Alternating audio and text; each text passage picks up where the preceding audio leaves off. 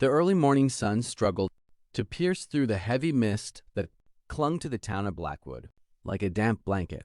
The sound of a lone bell tolled from the distant church tower, its hollow ring echoing through the quiet streets, a daily reminder of the town's somber history.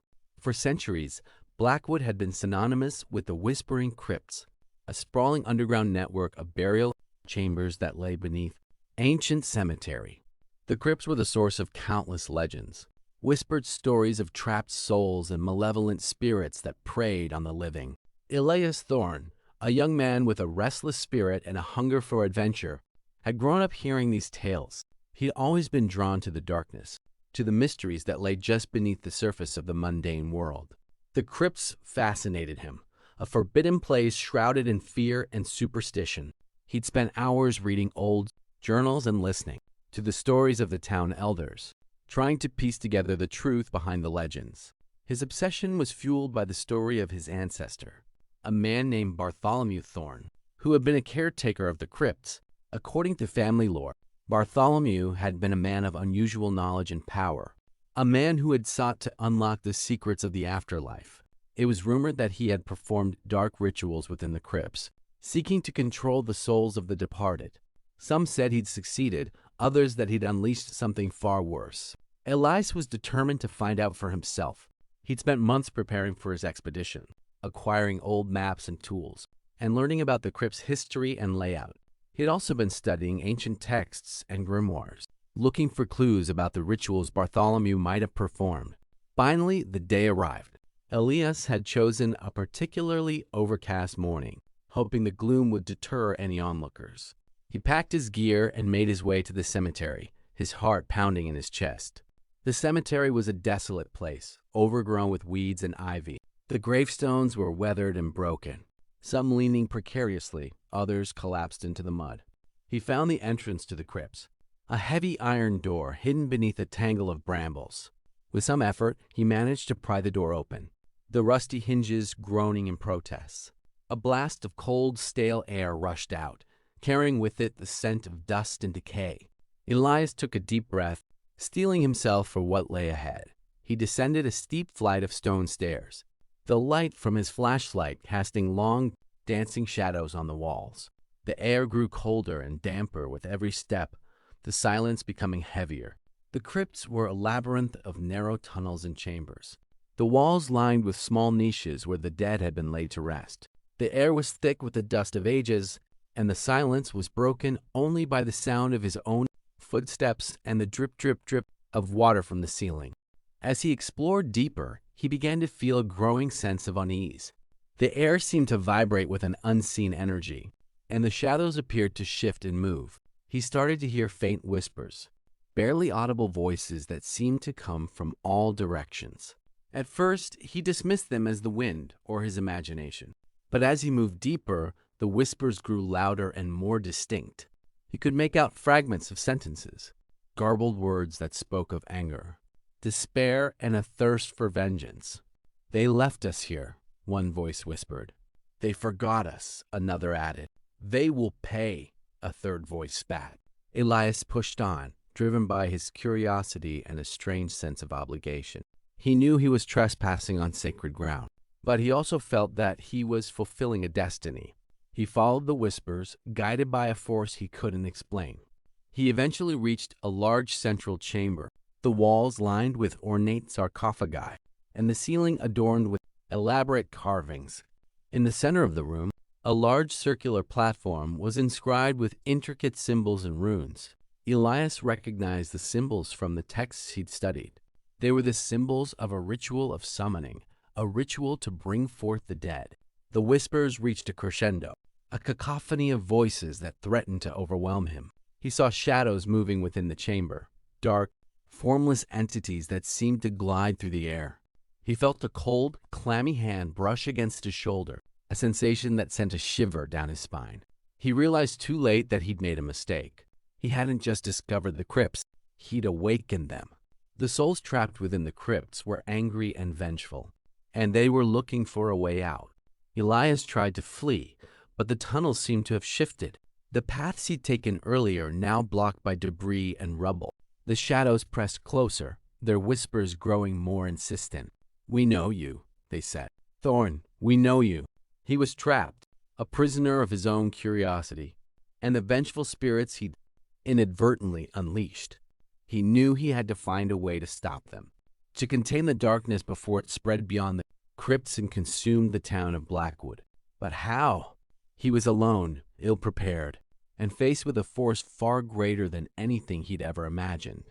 He realized that his only hope lay in the knowledge he'd acquired, in the ancient texts and rituals he'd studied. He found a copy of Bartholomew's grimoire hidden within a secret compartment in one of the sarcophagi. The grimoire detailed the rituals Bartholomew had performed, including a ritual to contain the spirits of the dead. Elias knew it was a risky gamble, but it was his only chance. He began to recite the words from the grimoire, his voice trembling with fear and determination. The symbols on the circular platform began to glow with a strange, otherworldly light, and the air crackled with energy. The shadows screeched in anger, trying to break through the protective circle Elias had created. He felt a force trying to crush him, a weight that threatened to suffocate him. But he pushed through, driven by a desire to protect the town and correct the mistakes of his ancestor. The whispers grew louder and more desperate, their voices pleading for release. Finally, Elias completed the ritual. A powerful surge of energy pulsed through the chamber, and the shadows were sucked back into the circular platform. The light faded, and the air grew still. The whispers ceased, replaced by a profound and eerie silence. Elias slumped to the ground, exhausted and traumatized. He'd won, but at what cost? He'd contained the darkness, but he'd also glimpsed the horrors that lay just beneath the surface of the world. He made his way back out of the crypts, the light of dawn a welcome sight. The town of Blackwood was waking up, unaware of the danger that had been averted. Elias knew he could never tell anyone about what had happened, that the truth about the whispering crypts would remain his burden to bear. He spent the rest of his life as a quiet, withdrawn man, haunted by the memories of that night. He lived alone, avoiding the curious glances of the townspeople, and dedicating his life to ensuring that the crypts remained sealed. The stories of the whispering crypts lived on, but they were now tales of warning, of a darkness that must never be unleashed. And the name Thorn would forever be linked to the secrets of Blackwood, a legacy of power, responsibility, and the terrifying truth about the afterlife. The fog didn't just drift over the cemetery. It seemed to exhale from the damp earth itself, thick, cold, and tasting faintly of copper. Blackwood Cemetery, a sprawling, neglected boneyard on the extreme edge of the map, was not a place people visited. The iron gates were rusted shut, fused into a single, permanent barrier against the living. The gravestones weren't neat rows. They were jagged, broken teeth jutting from the black soil at impossible angles, moss eating away the names and dates until they were just anonymous markers of decay. The air here was always 10 degrees colder, and it never, ever smelled right. Elias Thorn, a documentary filmmaker whose ambition always outweighed his common sense, had chosen this specific, accursed location for his final project. His professors had warned him about the legend of Blackwood, stories of hikers disappearing nearby, of strange tremors that only affected the cemetery grounds, and, most prominently, the whispers. They said if you listened long enough, the stones would talk. Elias dismissed it as the kind of local folklore that makes for good jump scare and better ratings. He needed a breakout, something to secure his place among the serious filmmakers of the dark. He wasn't looking for ghosts, he was looking for atmosphere. He arrived on a Thursday evening, the sun already a dying amber bruise against the darkening horizon. His car engine sputtered as if sensing the oppressive energy, finally dying just meters from the main gate. The silence that rushed in was absolute. It wasn't the peaceful quiet of a country night. It was a profound, waiting void, as if the very forest was holding its breath. Elias, a figure of technological arrogance, unloaded his gear, expensive camera bodies, high-sensitivity microphones, and a small generator into a wheeled cart. He was alone. His sound technician had quit the week before, citing a terrifying nightmare about the very place they were heading. Elias had laughed it off. He wasn't laughing now, but his pride kept him moving. He forced the cart over the uneven ground, the metal frame shrieking in protest, a sound that felt dangerously loud in the heavy atmosphere. Setting up his base camp just inside the gates, Elias felt a prickle at the base of his neck. It was the feeling of being watched, not by a single pair of eyes, but by thousands, from everywhere and nowhere. He shrugged it off his nerves, a natural reaction to his isolation. He set up the main tripod, aiming the lens into the deepest, foggiest part of the boneyard. He attached the heavy-duty shotgun microphone, a device sensitive enough to record a beetle's footsteps, and clipped the headphones over his ears. He needed bass audio, the sound of nothing, to contrast with whatever manufactured creepiness he would edit in later. When Elias first activated the microphone, there was only static, the rushing wind, the soft click of damp branches hitting each other. He exhaled, the sound deafening through the amplified speakers. He began a soft commentary for his B-roll footage. Blackwood Cemetery. Thursday, 10:17 p.m. The air is still, the fog dense. There's a heaviness here that cameras can't quite capture. His voice trailed off. Something had changed in the audio feed. The static hadn't stopped, but beneath it, like oil seeping through water, another sound emerged. It was faint, so faint he thought it was his own pulse thumping in his ears. He adjusted the volume dial. It wasn't his pulse. It was a rhythmic, scratching sound. Scratch, pause, scratch, pause. It didn't sound like wind. It sounded intentional, like fingernails against something hard. He turned the gain all the way up, wincing as the amplified static hissed in his ears. But the scratching remained, clearer now. It was coming from his right. Elias pulled the camera from the tripod and attached the mic to its top, moving slowly toward a cluster of particularly ancient headstones. The scratching intensified. He was aiming the lens at a flat, horizontal stone, nearly consumed by roots and ivy. The name Eliza Reed was barely legible. The scratching was loudest right above her. It sounded like it was coming from inside the stone. No, under the stone. Is anyone there? Elias whispered, his voice a pathetic squeak amplified by the mic. The scratching stopped abruptly. The silence that followed was even worse. He waited, his heart hammering against his ribs, the camera trembling in his grasp.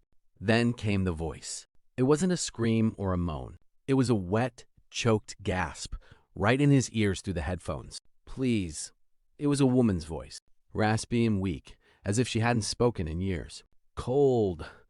So cold. Elias ripped the headphones off, dropping the camera into the muddy grass. He was breathing in short, panicked bursts. He looked around wildly, scanning the darkness with his flashlight. The beam cut through the fog, illuminating nothing but moss and stone. The cemetery was empty. "Hello?" he shouted, his voice cracking. No response. Only the wind. Trembling, Elias retrieved the camera, forcing himself to put the headphones back on. He was a filmmaker. This was gold. This was what he came for. Prove it's real, he chanted to himself. He pressed the record button again. He pointed the mic toward a taller obelisk nearby. It belonged to Captain Thomas Miller. He adjusted the dial again. The static was gone now, replaced by a low, constant hum, like the vibration of a massive machine. And over the hum, the voices returned. They weren't just scratchy now. They were cacophony, thousands of them, a low-volume sea of despair. They were all talking at once, a blurred, overlapping mess of language he couldn't understand. Hush! A male voice, deep and commanding, cut through the noise. The other voices faded slightly. "You are not ready, little one. The soil still remembers." "I am hungry," another voice whispered. It sounded unnervingly close, as if the speaker was standing just behind him. Elias whipped around, sweeping the flashlight in a violent arc. Nothing. "They brought me here early," a child's voice sobbed, sending a jolt of ice down his spine. "I can't see the light." Elias was hyperventilating now. This wasn't atmosphere. This was a nightmare. He backpedaled toward his cart, intending to pack up his gear and flee, the legend be damned. He grabbed his bag, but as he reached for the power generator, a sound erupted from the ground beneath him that stopped him cold. It wasn't a voice. It was a roar, a deep guttural sound that vibrated up his legs and into his bones. It was the sound of something unimaginably massive moving deep below the frost line. The entire ground tremor was captured, the meter on his camera redlining, the screen momentarily static. "He is waking," the thousands of voices whispered in unison this time.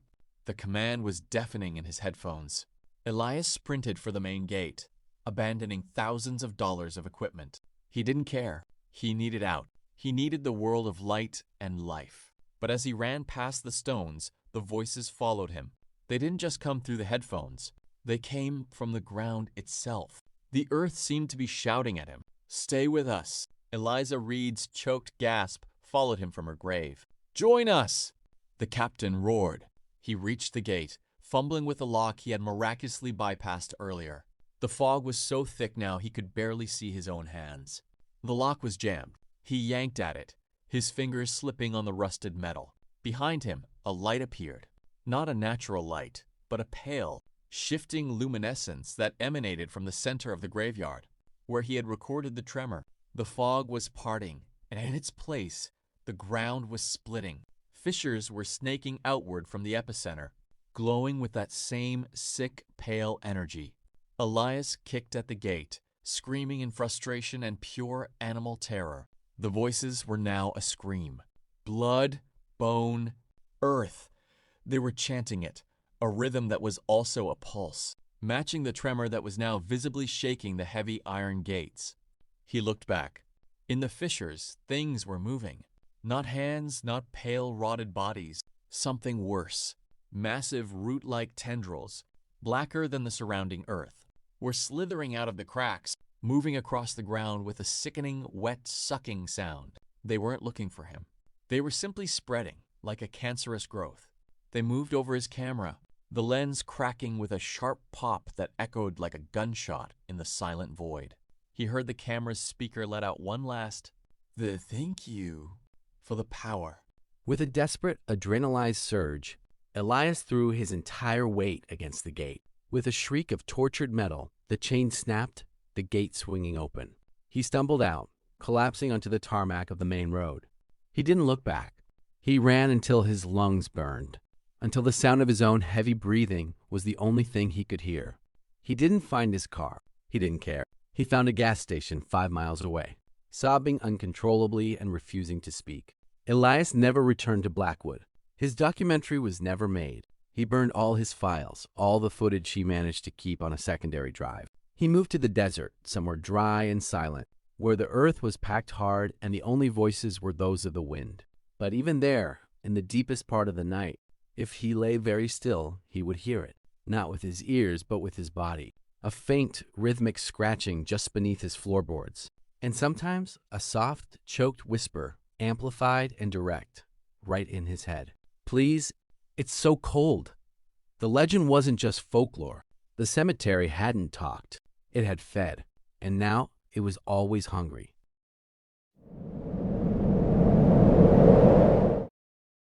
The legend of the old St. Jude Cemetery wasn't famous. It was localized, whispered among the teenagers of Oak Haven like a dare waiting to be accepted. It was known simply as the Midnight Rule. The rule was deceptively simple. If you find yourself within the cemetery gates, when the final stroke of midnight chimes, from the distant town hall you are safe, provided you keep moving toward the exit, and under absolutely no circumstances do you look back. If you do look back, the legend said, the distance to the gate would stretch infinitely, and whatever followed you, the things that wait for the careless at the turning of the day, would finally catch up. Most dismissed it as folklore designed to keep kids from vandalizing graves. But Alex, a quiet, skeptical boy driven by a desperate need to fit in with the braver kids, found himself standing before the rusty, wrought iron gates at 11:53 p.m. on a humid Friday night. He was alone. His friends, the group led by the loud and brash Tyler, had issued the challenge. Just walk in, wait for midnight, and walk out. No looking back, easy. They were currently parked down the road, headlights off, watching him through the darkness. If he failed, he'd be the joke of the school. If he succeeded, he might finally belong. But standing there, the rusty iron feeling cold against his sweaty palms, the easy part felt impossible. The cemetery was vast, a chaotic landscape of tilted tombstones, crumbling crypts, and ancient, gnarled trees whose branches seemed to claw at the moonlight. The air here was 10 degrees colder than the town outside, heavy with the scent of damp earth, old stone, and something sweet like rot. He checked his watch. 11:54. His heart was a trapped bird in his chest, hammering against his ribs so hard it was the only sound he could hear. With a shuddering breath that tasted of copper, Alex pushed the gate. It didn't scream like in the movies. It groaned, a heavy, metal groan that echoed across the profound silence of the boneyard. He stepped inside. The path, once gravel, was now mostly dirt, overgrown with weeds and slick with moss. It wound uphill, disappearing into the deepest part of the cemetery where the largest mausoleums stood like sleeping giants. The moonlight was strong tonight, a pale, sickly yellow that cast long, confusing shadows. Every shadow was a shape. Every rustle of the wind felt deliberate. He walked slowly, his eyes fixed on the path directly in front of his sneakers. "Just look forward," he whispered to himself, his voice sounding thin and alien. "Don't think about what's around you." But his senses were heightened. He could smell the damp ivy, hear the faint scritch of something moving in the undergrowth, probably a fox, he told himself. His eyes were drawn to the names on the stones, flashing past in the moonlight. Eliza Reed, 1842 to 1860. Captain Thomas Miller. Lost at Sea. Aaron Vance. Infant son. The sheer volume of the dead was a physical weight. He reached the first main junction at 11:58 p.m. This was where the path turned sharp right, leading uphill toward the center of the yard. This was also where the final stretch would begin after midnight. He stopped, looking up at the grand Gothic mausoleum of the Vance family. It was a massive structure of black granite, its heavy iron doors slightly ajar, revealing a pitch-black interior that seemed to be actively inhaling the moonlight. Alex shivered. This was the place to wait. The silence was absolute, a heavy, pressing void. No crickets sang, no distant cars honked. The entire town of Oakhaven seemed to have vanished, leaving him alone in this city of the silent. His watch read 11:59. He counted the seconds. Each one felt like a minute. He forced his breathing into a slow, shallow rhythm. 30 seconds, 20, 10, and then it began. The town hall clock, miles away but amplified in the stillness, began its chime. The first heavy bong rolled over the cemetery like a physical tremor. Alex's body clenched. Bong. The sound resonated in his bones. Bong. He imagined Tyler and the others in the car, laughing, but the thought brought no comfort. Bong. He was alone with this sound. Bong. He was halfway through the chime. Bong. He noticed a change. The air, already still, seemed to become stagnant. The smell of decay sharpened. Bong. The yellow moonlight took on a gray, smoky quality. Bong. The final seconds of his safety were ticking away. Bong. He took a step forward, prepping himself. Bong. He started walking, his pace measured, determined. Bong. The 11th strike. His right leg was moving before the final chime hit. Bong. The 12th strike, midnight. He was walking.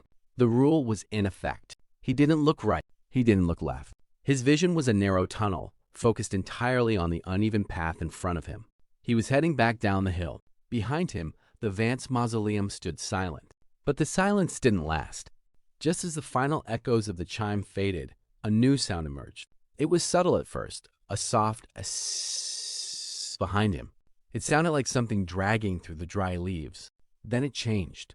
It became rhythmic, a soft footstep. Patter, patter, patter. Alex's breath hitched. His urge to run was overwhelming, a primal, animalistic panic that screamed in his brain. But running meant faster movement, and the rule said keep moving, not run. Running would look like fear, and fear, according to the legends, was an invitation. He maintained his steady walk. The pattering behind him matched his pace perfectly. When he slowed, it slowed. When he sped up slightly, it mimicked him. "It's just my brain," he whispered, sweating profusely despite the cold. "A phantom sound. My brain trying to terrify me. It's not real."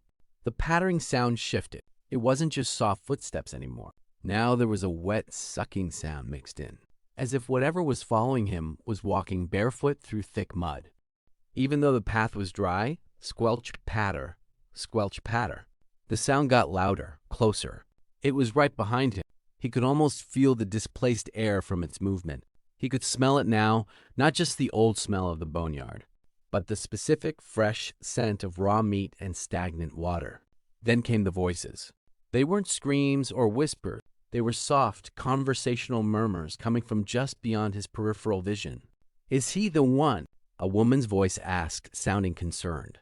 "Not yet," a man replied, his voice raspy and choked. "He hasn't looked." "He will," a child giggled, the sound unnerving and devoid of innocence. "They always do." Alex pressed his eyes shut for a second, then snapped them open, staring straight ahead. "Not real, not real. Keep walking." "The gate is close," but he realized he didn't know how close. The familiar landmark, a tilted obelisk belonging to Mary Ann Johnson, beloved wife, which he should have passed minutes ago, was nowhere in sight. The path felt different. It felt too long. The legends were right. The distance was stretching. The pattering stops. Absolute silence returns. This was the trap. This was the moment his brain would demand he check if it was gone. It's just folklore. Tyler was right. It's over. He felt the overwhelming desire to just turn his head. Just an inch, just a quick glimpse to confirm he was alone. His neck muscles bunched, begging to move. His eyes watered with the strain of staring at the same spot of dirt. "Alex Thorne," a new voice called out. It wasn't soft or murmuring. It was loud, clear, and perfectly mimicked Tyler's voice. "Dude, I'm right here. The car's just ahead. I came to help you out. We're in." Alex hesitated. He almost turned. Tyler's voice. He was safe. But another part of his brain, the part that had absorbed every detail of the legend, recognized the trap. The voice was perfect, too perfect. It came from right behind him, in the darkest part of the cemetery. Tyler wouldn't be in here. Tyler was a coward. Alex did not turn. He kept walking, a single tear of frustration and terror tracking through the dirt on his cheek. The sound of his sneakers on the gravel was the only answer. The voice changed instantly. "Coward!" it screamed, no longer sounding like Tyler, but a monstrous, distorted roar that seemed to come from 1,000 throats at once. "Look at me!" The wind erupted, howling through the branches, tearing at his clothes. The gray moonlight flared, casting erratic, violent shadows. The squelch patter resumed, furious now. A frantic, multi-limbed scurrying that sounded like a massive insect rushing up the path toward him. Something soft, cold, and slightly damp brushed against the back of his neck, like long, dead fingers. "Alex, look back!" The child's voice screamed, now shrill with fury. He was sobbing openly now, his vision blurred. He was just feet from the main path leading to the gate. He knew it was close. He had to know. The fingers brushed him again, this time with more pressure, beginning to grip his shoulder. It was heavy. It was pulling him. His body betrayed him. The panic took over, bypassing his logic, bypassing the rule. His neck twisted. He looked back. The gray moonlight didn't illuminate a monster, or a demon, or even a pale ghost. It illuminated a landscape that was entirely, violently wrong. The graves behind him weren't stones. They were open mouths, yawning black pits that stretched uphill endlessly. The Vance Mausoleum, which should have been miles behind, was standing 10 feet away, its doors wide open. But what was inside wasn't darkness. It was a shifting, pulsating wall of pale, writhing limbs and sightless eyes, thousands of things fused together, reaching out into the moonlight. And right behind him, where the pattering had been, there was nothing but a void, a swirling vortex of shadow that seemed to draw in all light and sound. In that vortex, something was forming. Not a person, not a face. It was a presence, an ancient, consuming hunger that fixed its absolute attention solely on him. It didn't need eyes to see him. It felt him. It felt his fear, his doubt, and now his mistake. Alex tried to scream, but the air was sucked out of his lungs. He tried to turn forward again, to run, but his legs were lead, and the distance to the gate had not just stretched. The gate was gone, replaced by more open mouths and writhing granite. The pale limbs from the mausoleum surged forward, moving with impossible speed. They wrapped around his arms, his legs, his torso, their touch like liquid ice that burned his skin. They pulled him, not back down the path, but toward the Vance Mausoleum, toward the pulsing wall of the wrong dead. The void in the vortex opened wider, a sound like a distant, roaring ocean of screams echoing from within it. His friends in the car, parked safe and sound, waited for 10 minutes past midnight. Tyler laughed, saying Alex had probably taken the long way around and would meet them in the morning. A standard prank. But the morning came, and Alex never arrived. His parents called the police. Search parties roamed Old St. Jude's. They found the heavy iron gates grown shut. Inside, the cemetery was silent, peaceful.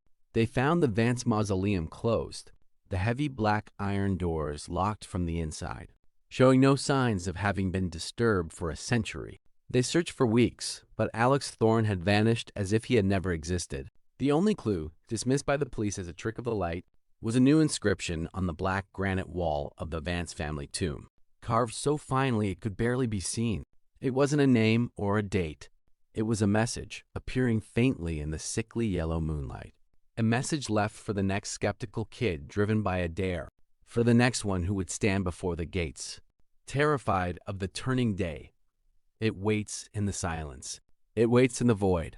And it never, ever looks back. The legend of Oakhaven was no longer local folklore. It had its proof, and it was always ready to accept the next dare.